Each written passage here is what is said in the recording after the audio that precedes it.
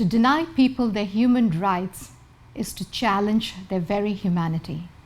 A very powerful quote by Nelson Mandela. To share more on this topic, very important topic, my guest today is Dreeni Geer, the first Director of Human Rights and Equity at Lakehead University. Welcome, Dreeni, and thank you so much for your time. I really appreciate it. Thanks, my pleasure. But is it a little quieter time of the year, right?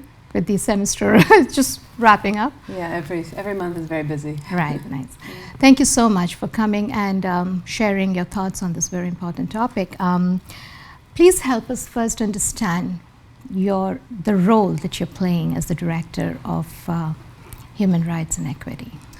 Well, as you mentioned, it's the first time this position has been created at the university, and so my first function was to actually create the Office of Human Rights and Equity. So since August 1st, that's what I've been doing, is putting together this office. And the main functions of the office is really to process any complaints, any human rights complaints, which includes discrimination, harassment, sexual violence. It's also to promote education and understanding around human rights topics, and to really act as an advisor or an expert on some of these topics for the broader university community. And so my office is actually an arm's length office where we serve the students, staff, and faculty. So it's everybody in the university community. Yes. Why was there a need? When did you join, you said, Dreeni? I joined in August of last year. 2016. Yes. So, and this was the first time this post was created and established, and now you're establishing this office. Why was there a need for an academic institute to take this route of establishing an office on human rights? Well, a lot of universities have these offices, and many of them are getting them. And I know for Lakehead University, it was really a recommendation from the President's Sexual Assault Task Force. One of their key recommendations was that an equity and human rights officer be appointed. And I know many other organizations across campus also really strongly supported the creation of this position. And so human rights, and so how big is your office? Well, we're small right now, so we have got about 3 staff, including myself, but we have plans to expand, and right now we're just trying to really establish ourselves at the university to make sure people know that we exist, and then I'm sure, we also have to manage the demand that comes in as well.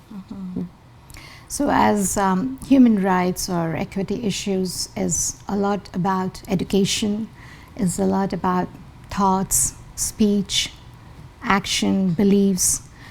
What exactly are you communicating to the students?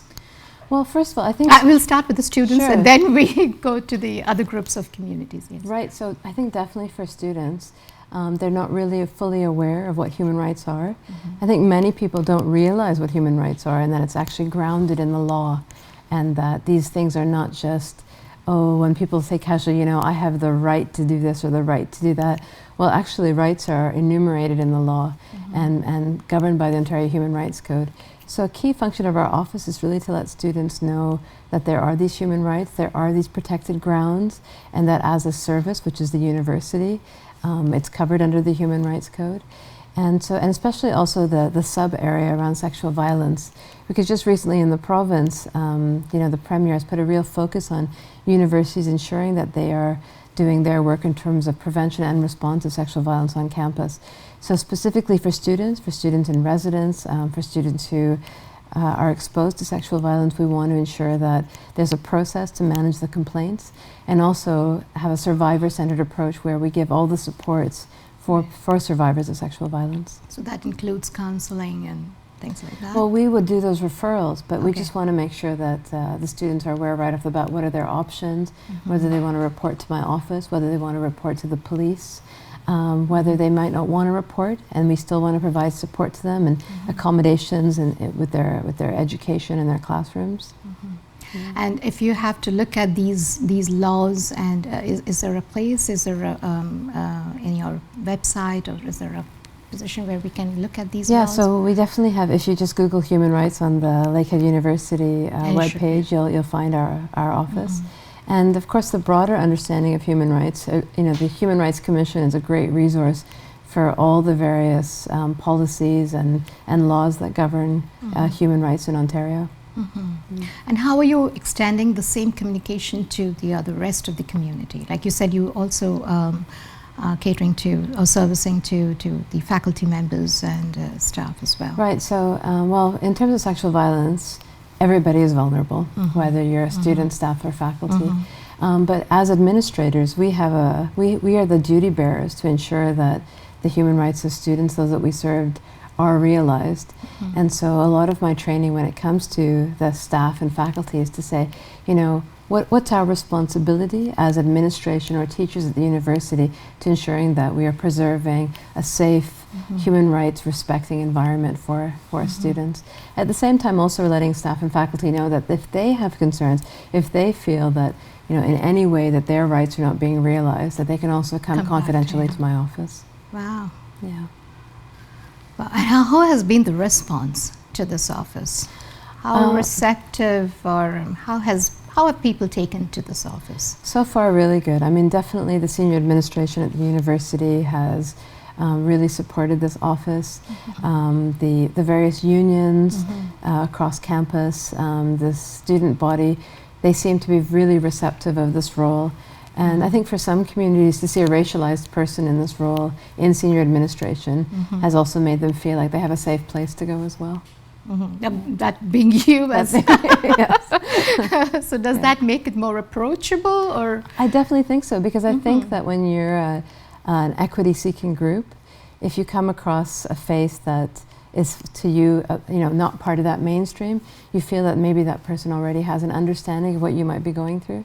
So I definitely think it's a feather in my cap to be a representative of the racialized community. That was leading to my next question, that is